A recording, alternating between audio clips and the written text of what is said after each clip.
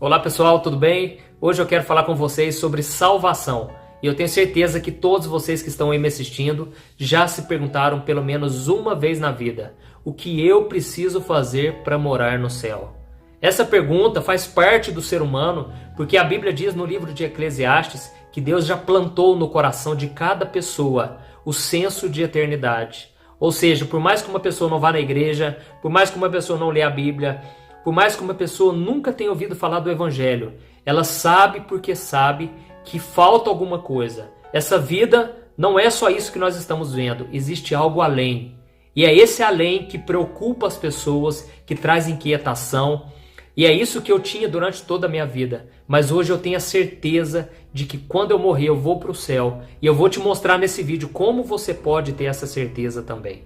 Esses dias eu estava saindo de uma vigília de oração e uma irmã chegou para mim muito preocupada.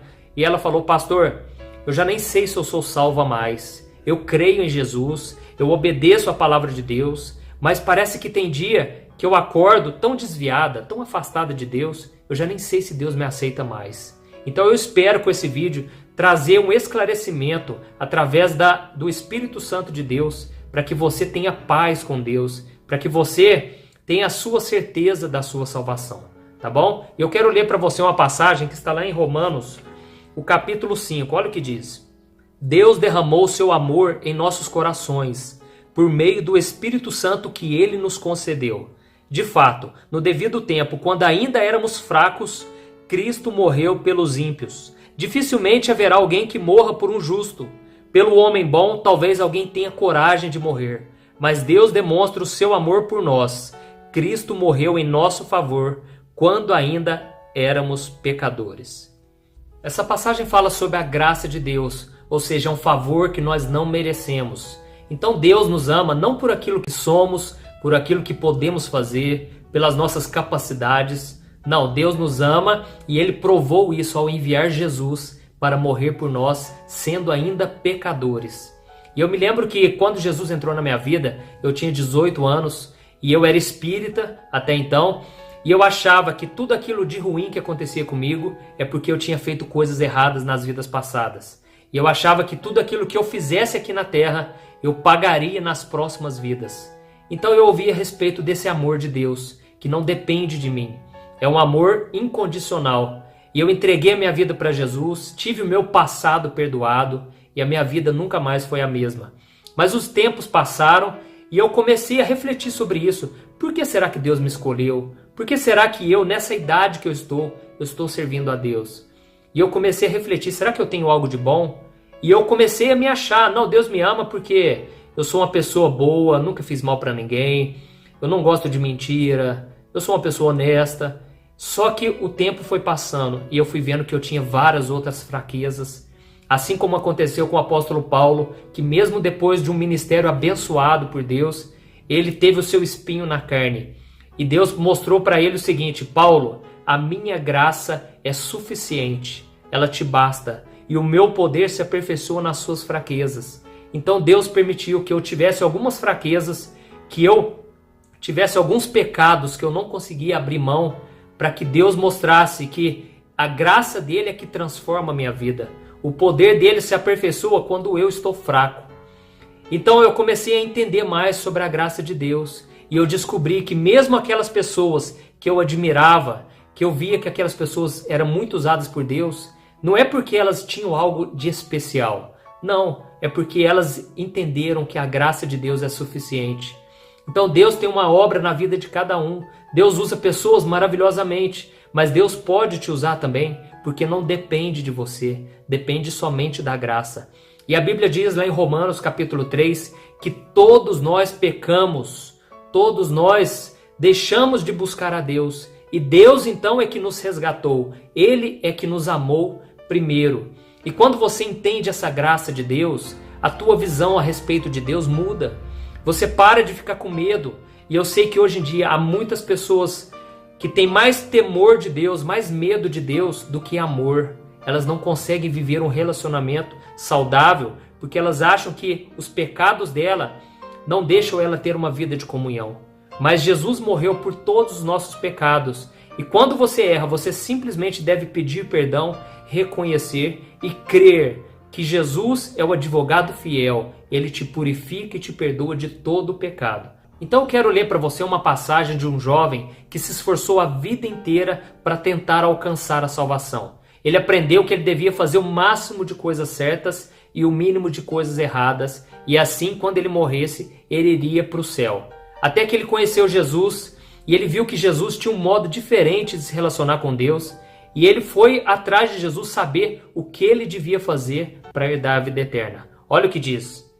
Certo homem importante lhe perguntou: Bom mestre, que farei para herdar a vida eterna? Por que você me chama bom? Respondeu Jesus. Não há ninguém que seja bom a não ser somente Deus. Você conhece os mandamentos. Não adulterarás, não matarás, não furtarás, não darás falso testemunho, honra teu pai e tua mãe. A tudo isso tenho obedecido desde a adolescência, disse ele. Ao ouvir isso, Jesus disse-lhe: Falta-lhe ainda uma coisa. Venda tudo o que você possui e dê o dinheiro aos pobres, e você terá um tesouro nos céus. Depois disso, venha e siga-me. Ouvindo isso, ele ficou triste porque era muito rico.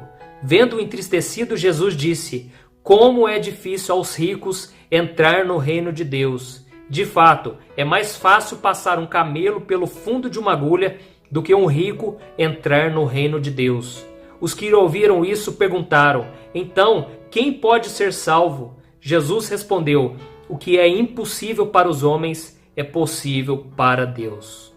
Quando aquele homem rico encontrou com Jesus, a primeira coisa que ele quis saber foi: Bom mestre, o que eu devo fazer para ser salvo? E naquele momento Jesus o questiona: Por que você está me chamando bom? Só Deus é bom, ninguém mais. Jesus queria mostrar para ele que, por mais que nós sejamos pessoas boas, honestas, que buscam fazer o que é certo, em algum momento nós erramos, nós pecamos, somos pecadores. E talvez você está me assistindo aí, você acha que a tua salvação vai ser de acordo com a tua bondade, de acordo com as tuas boas obras, mas não é isso. Ninguém é salvo pelas coisas boas que faz. E nós vamos continuar lendo o que diz. Então Jesus disse para ele: Você já conhece os mandamentos. Não adulterarás, não matarás, não furtarás, não darás falso testemunho, honra teu pai e tua mãe. Então naquele momento o jovem ficou aliviado. E ele falou: Ah, Senhor, desde a minha adolescência eu obedeço os mandamentos. Eu faço tudo o que é correto. Mas Jesus falou: Então falta só uma coisa. Vende tudo o que você tem, pega esse dinheiro e dá aos pobres. E Jesus estava querendo dizer para ele o seguinte: Você tem obedecido alguns mandamentos, mas está faltando o mandamento de amar a Deus acima de todas as coisas. Está faltando o mandamento de você amar a Deus mais do que o dinheiro que você tem.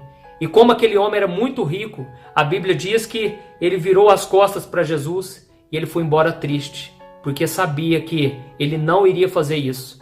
Então Jesus, ele vira para os discípulos e ele diz: Quão difícil é um rico entrar no reino de Deus. É mais fácil passar um camelo no fundo de uma agulha do que um rico herdar a salvação.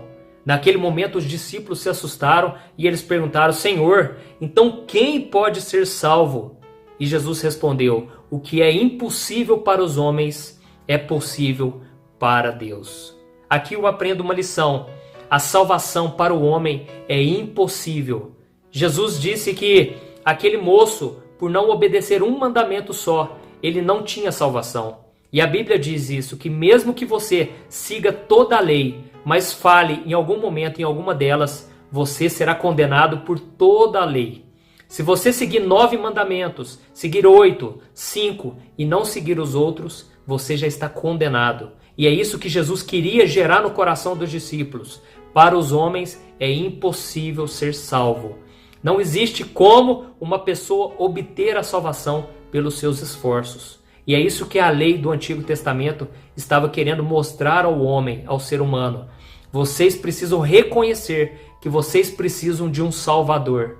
Foi por isso que Jesus veio, e ele foi o único que cumpriu a lei, para que depois que ele morresse, ele pudesse ser o sacrifício perfeito e completo para todos os outros pecadores. Então Jesus estava querendo mostrar o seguinte: a salvação não é pelas nossas obras, a salvação é pela graça de Deus. É um favor imerecido. E eu quero ler para você um versículo que está em Efésios. Olha o que diz: porque pela graça sois salvos, mediante a fé, e isso não vem de vós, é dom de Deus, não de obras, para que ninguém se glorie.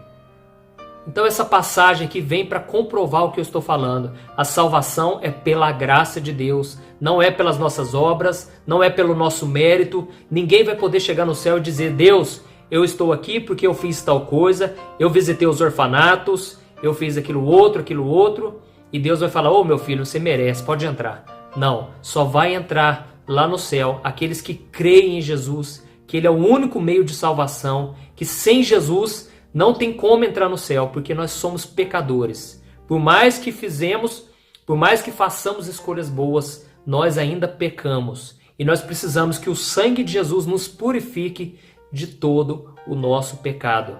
E talvez você pense: ah, mas então é fácil, né? É só eu crer em Jesus que eu vou ser salvo na mesma hora. É lógico que você vai ser salvo, porque não depende de você. Mas aí é que está, a sua fé é uma fé verdadeira.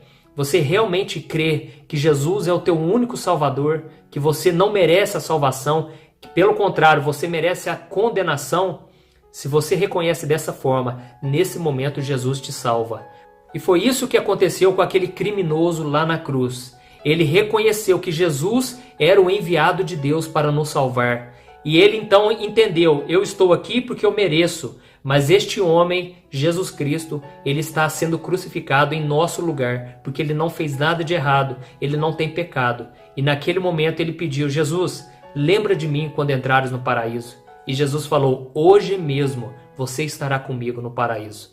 Jesus salvou aquele homem naquele mesmo instante. E talvez você pense: ah, se aquele homem tivesse uma oportunidade de descer daquela cruz, com certeza ele teria uma vida diferente. E eu creio nisso, que a vida dele seria transformada porque ele nasceu de novo. Ele foi salvo por Jesus. Mas isso não quer dizer que ele não teria pecados. E isso não quer dizer que por causa dos pecados dele, ele perderia a sua salvação. Porque a salvação é pela graça, não depende de nós. Eu não estou aqui fazendo uma apologia ao pecado, dizendo que você pode aceitar Jesus e no outro dia ter uma vida de bagunça, uma vida de farra, uma vida de pecados. Eu não estou dizendo isso. Eu estou dizendo que, em primeiro lugar, você é salvo para depois você ter uma mudança de vida. Em primeiro lugar, é Deus que entra na sua vida e depois é Ele que vai te transformar. E se você realmente nasceu de novo, os frutos virão. Eu trouxe essa mensagem porque eu sei que, infelizmente, hoje muita gente, eles têm achado que os seus usos e costumes trazem salvação, as boas obras trazem salvação, fazer o bem ao próximo traz salvação. Tudo isso é uma consequência de alguém que nasceu de novo. Mas a sua salvação, ela deve-se somente à graça de Deus por meio de Jesus Cristo. E tudo que pensarmos que podemos alcançar a salvação sem ser pela graça, nós estamos anulando o que Jesus fez por nós. Espero que você tenha entendido essa mensagem. Se você gostou, compartilhe com os teus amigos, mostre para mais pessoas e se inscreva aqui no meu canal. Deus te abençoe.